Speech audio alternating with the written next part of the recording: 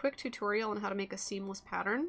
So we're starting with this, and then what you do to make this into a seamless pattern is you bring this up. I'm using Affinity Designer right now, and it's helping because it's a vector, because it will snap to center point like this.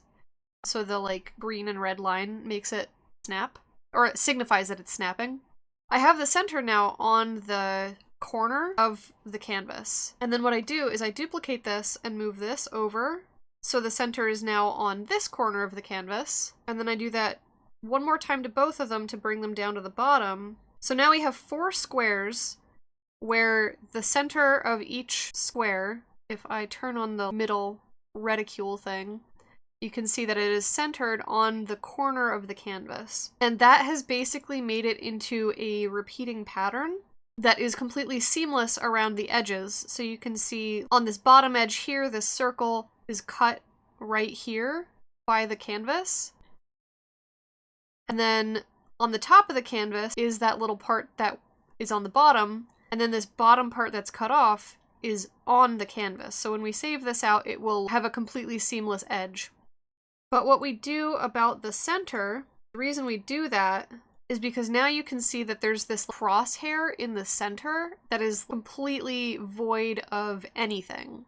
And now that we have the edges seamless, we can just fill in a little bit in the center as long as we don't put anything on the edge. So what we don't want to do is put any new elements up onto the edge like this. It's okay if they're here, if they're near the edge, as long as they aren't crossing the edge. So I'm gonna take maybe a heart and put it kind of close to the center, and then one of these sparkles. It would help if I moved it. There we go. And I'm trying to debate if I want to do anything else that's close to the center. What I might do is I might grab some of these confetti pieces from this file, stick them over here, and then move them around and make sure they're not too close to any of the edges. Where's this one? Oh, you're here. And right now this looks like a mess, but if I just insert artboard, you can kind of see it the way it would be if it was cropped. And then I can export it. Let's put this somewhere. And we can preview it by taking 4 of these and sticking them next to each other, like that. And you can see, I mean, there's a visible seam if you zoom out because it's 2 PNGs butt up next to each other.